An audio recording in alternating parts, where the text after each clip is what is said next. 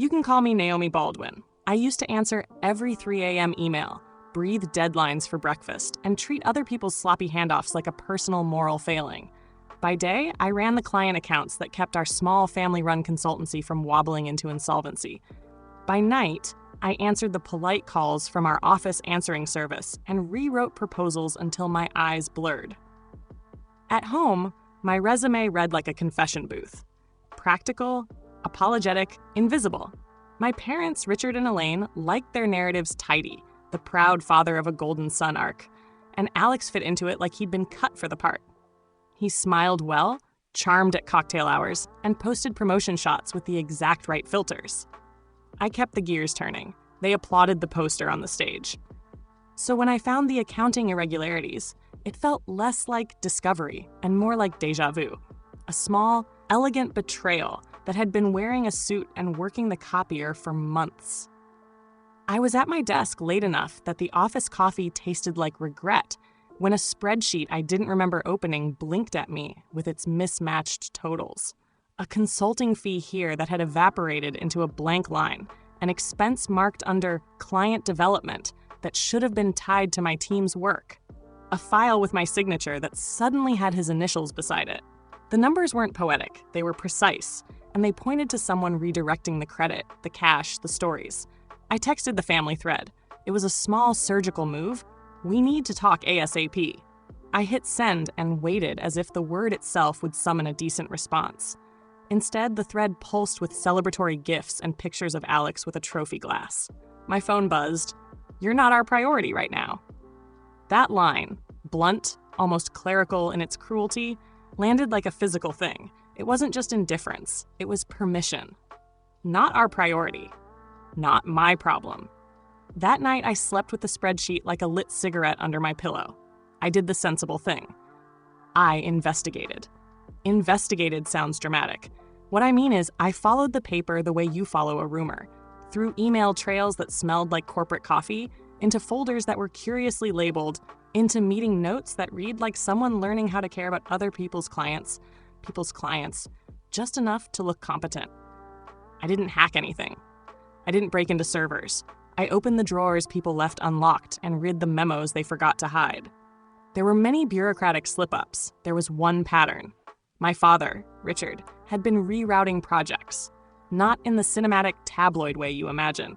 Methodically, administratively, as if he had decided to play matchmaker between Alex and success. Projects I'd shepherded through late nights and dread spiral calls were quietly reassigned to Alex's name before the final invoices were sent.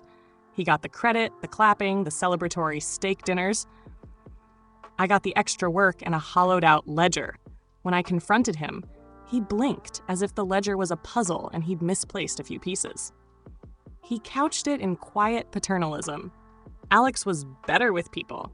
Alex needed breathing room. Alex had a different skill set. None of those excuses were a theft, of course. Just a small, familial redefinition of responsibility that happened to send my hours and my work into someone else's trophy cabinet. I could have escalated. I could have sat them down at the next family dinner with charts and an accordion file and made them feel the slow, crushing embarrassment of having chosen optics over the person who did the work. I could have been louder than their celebration. I thought about every way to make my voice the interruption to that party. Instead, I did something quieter and, I admit, immensely satisfying. I made sure my own assets, the client records I'd built, the contracts under my name, the receipts of my late nights, were pristine. Not because I feared suspicion, because I wanted the narrative to be irrefutable. If someone was going to look for a culprit, they'd find nothing on me but the trail I'd left clear and clean. Then I left a note on the desk everyone used for staging congratulations cards. Let him handle it now. There is a little theater in departing. I packed like I was shedding a second skin. Minimal, deliberate, a suitcase that didn't need to carry the weight of explanation. My friends? The people who'd seen me at 2 a.m. hunched over a proposal with tear tracks drying on my cheeks, booked the trip the way conspirators book an alibi. We flew out at dawn. The airport smelled like other people's freedom. I turned my phone to airplane mode and for the first time in a long while, let silence be my companion. On the plane, as clouds dragged their lazy strokes across the world I had been carrying, I thought of the text they sent me. "You're not our priority right now."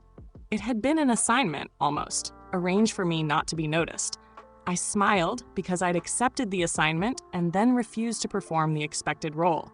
I had done the math, but instead of shouting the result, I had set the equation in motion. Hawaii was, in every cliché, luminous and indifferent. The ocean didn't know my family's pecking order. The sun didn't care about won promotions. My friends laughed. Sand got in places I'd forgotten could hold sand. I let the day be loud with surf and not with spreadsheets.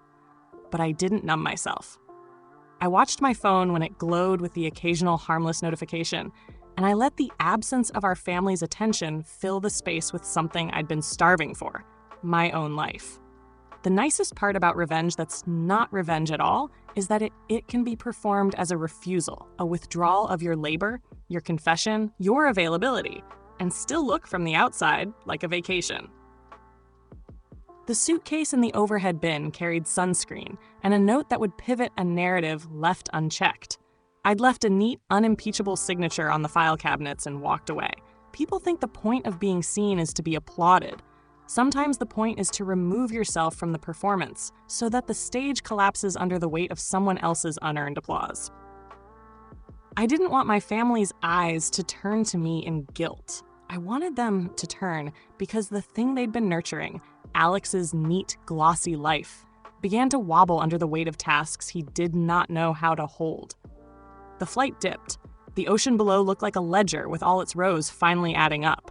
I inhaled and let the salt in. I let the idea that maybe, finally, I would be allowed to be my own priority sink in like a small, bright coin. My phone woke me before the sun did. At first, it was the kind of noise that lives in airports, a chorus of alerts that means nothing until you read them. So I fished it out of my bag with sand-damp fingers and slid the screen awake. 37 missed calls, 15 voicemail messages, a cascade of texts stacked like fallen bricks, all caps and exclamation points, and the professional panic I'd heard over the years like an alarm I'd learned to disarm for other people. My heart sank in a way the ocean couldn't fix. This was not the kind of drama you leave to voicemail. The first voicemail I played was Alex, breathless and ragged, like a man who'd been sprinting through someone else's crossing guard duties. "Naomi, where are you? The Henderson account is on fire. The invoices bounced, the deliverables weren't filed, and now they're saying there are duplicate charges. They want answers. The board is asking for reconciliation. People are yelling. Are you behind this?" His voice had the tremor of someone who'd been performing confidence without rehearsing competence. For a second, I felt an old reflex, the impulse to pick up where they faltered, to mop up and take the heat. Then I remembered the note on the desk and the way my father rearranged my work into Alex's spotlight. I let the voicemail end like a period. I called back. He answered on the second ring, and the soundscape on his end was a chaos I'd only ever seen from a safe distance.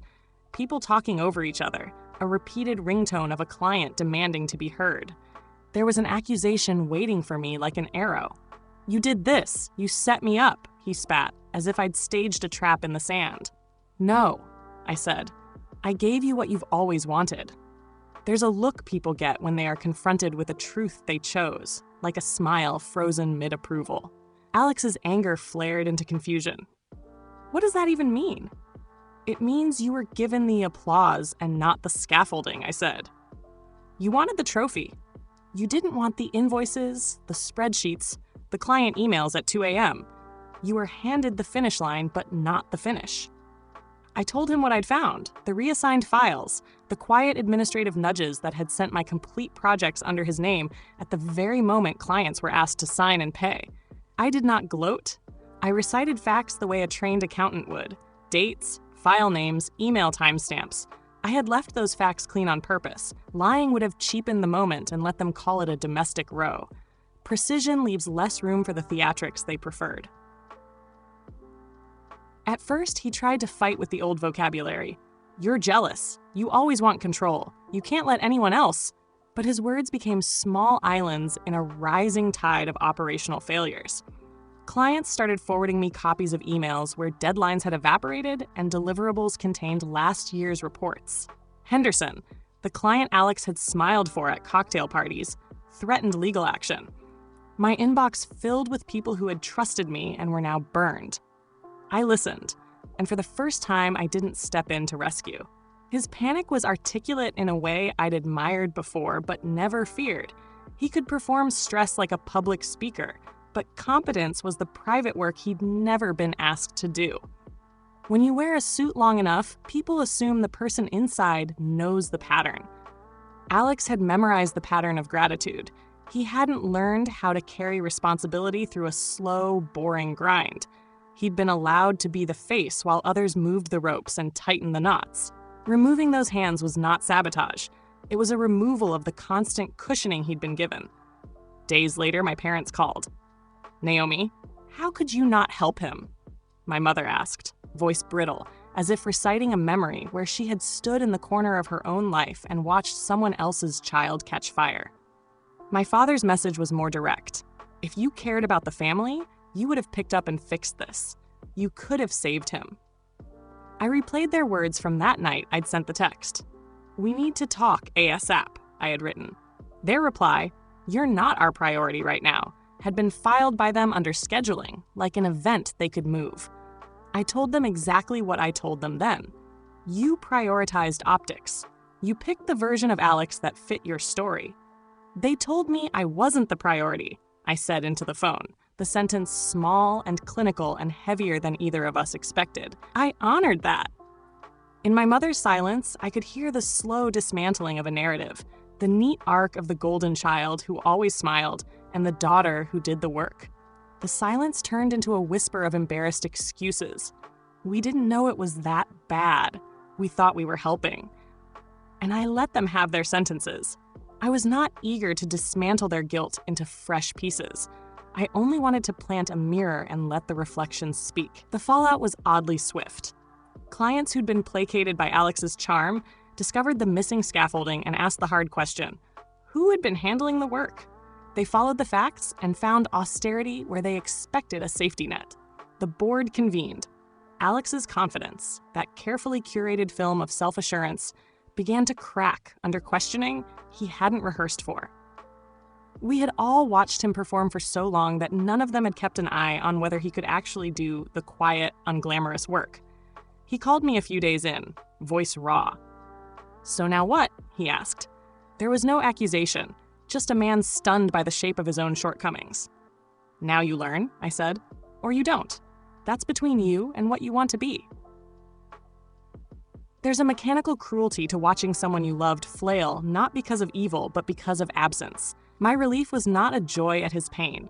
It was the quiet pleasure of borders finally holding. For years, I'd been the fulcrum, the invisible force that compensated for choices my family made to keep a narrative comfortable. I had stepped away, and for once, the mechanism they relied on stalled. When my parents asked why I hadn't simply fixed it, I told them the only thing that mattered. They told me I wasn't their priority. They'd handed Alex a role and not the rehearsal. I had honored what they'd asked for. The moral calculus in their faces shifted.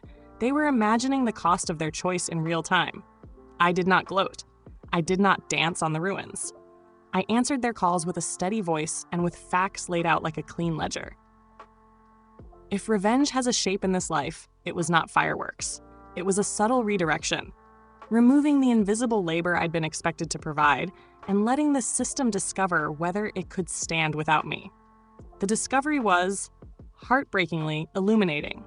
By the time I muted my phone again and went back to the ocean, the ripples of what I'd set in motion were clearly visible on the surface. They would decide what to do with those ripples. I had, at last, decided what to do with my life.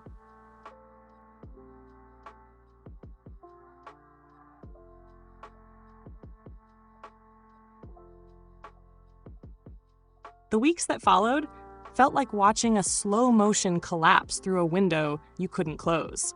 Alex's name kept appearing in emails with phrases I'd never seen beside it before.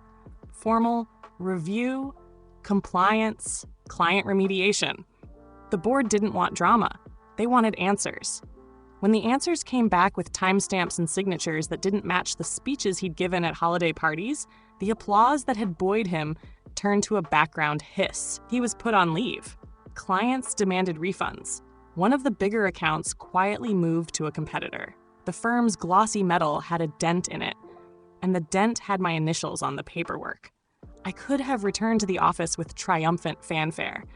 Part of me wanted the sting of their earlier dismissal to be replaced by the warmth of overdue recognition. Instead, I went home, not to reclaim a job so much as to reclaim context. My suitcase stayed folded in the closet. I had learned that absence is a lever. The house smelled like coffee and the small things people leave when they live around other people's expectations.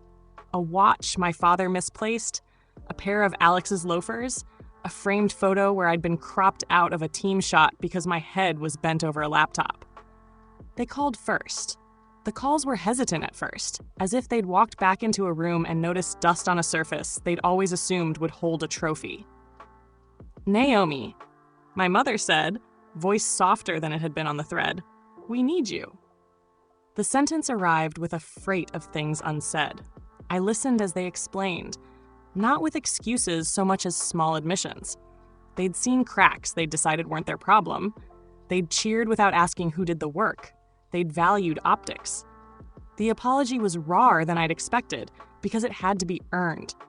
When my parents finally asked me to come in and help stabilize what was left, it felt like a crucible.